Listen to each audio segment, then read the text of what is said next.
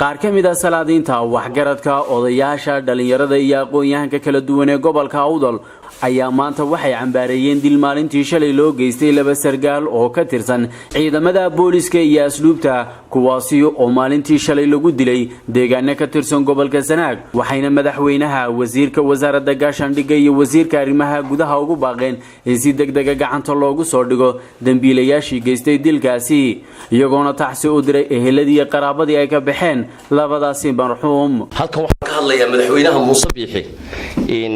nimanka la laayay ee meesha lagu laayay ee kaska loo laayay in hadaad leedihiin deena sakhraano oo dhintay hal lagu gumaado nimanka Samaroon in waxa ugu tala gashay weeyaan mid labaad nimanka dariiqa loo istaagay ee sida foosho xul meedkooga loo dilay yaanu hadaad awal u qaadateen in laga aamusayo oo la leeyahay nin shil ku dhintay idinka idin noqotay soo cad garatay ma imikii haadana waxaan leeyahay in anagu arrinkan maanta dhacay calanka Soomaaliland halka inuu naga eegyahay kiisa maanta wixii ka dambeeya nimba wixii ka go'ay uu ka go'aya hadday tood u timaado hadday iyagoo shaqo gudanay ay ku dhintaan hadday sifo kale ku dhintaan inuu baanu sabri lahayn laakiin maanta wax laga samrayo maahin labada qaadanayo labadan dilidooda iyo jiritaanka Soomaaliland waanu isku xidhaynaa maxay nabadgelyo sugaya ama maxay madaxweynaha jira ama maxay waxa jira madax booliisi wasiir guud inay 24 saacadood gudooda ku soo qabtaan dadkii filka geystay hebel iyo hebel baa loo garanaya haddii ay taasi dhici weydo waxa la maxay ka yimaada ay magaranaysa ka kasbadaan ay ka dhaxlaan anaga loo wadiinayo waayo kibir cadaan ah oo bareera oo loogu soo gaban ayaa ragaa lagu laayay ma wax ma garanaysa bareeda fool xulun wali arag oo caalamka lagu arag rag saraakiila oo wadan xukumo magaalooyin xukuma oo sidaas oo ka u dhintay aad bay ma garanaysa anaga noo damaday una fool xun tahay kolka heerka isticmaalana waa ku tobnaad kolka lagu darraba maanta halka saraakiil ama madax lagu laayay eena waxba aanan bujuyo iyo bajaad dawladda waxba looga qaban waay oo la iska daayay wuxuu iska noqday galbeed hadaan nahay waxaro sagaaradii marka la qadeeyo magaray la qadale waay lagu oran jiray inoo soo toogta sagaaro galbeed saasoo noqday waana loog yahay waxaana ku hadlaynaa haddii raggii caynka waa la wada garanaya maxkamadda cadliga si degdeg loo keeni waayo ilaa 24 saac gudooda lagu keeni waayo waa la wada garan hebel baa loo garanaya hadday taasi dhici weydo waxa weeyaan wixii tallaabo laga qaado dawladda ka mas'uula haddii tallaabo laga qaado waxay ka dhacay dawladda ka mas'uula waxaanan anagu ku talinaynaa maanta haddii la naga qancin waayo ciddii dhibtaa geysatay ee ku tashatay haddii la naga qancin waayo deebeel hadday tashatay wax geysata beesha kalena way tashataa wixii ka yimaada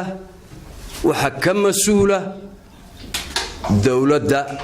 maamulka Muuse Biixi aad ku ballanteen maanta ugu ma horeyso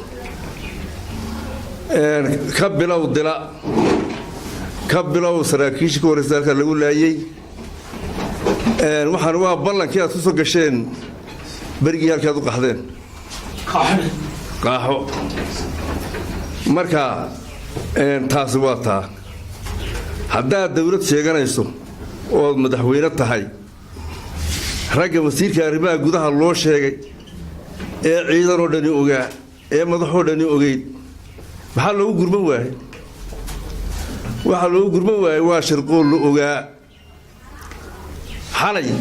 waxa ka baxay magaalada wixii reerka joogay dhammaan boorma way ka baxeen ayaa u yeeray Muuse Biixi baa u yeeray iyo madaxda dawladda ayuu ka kaxaynay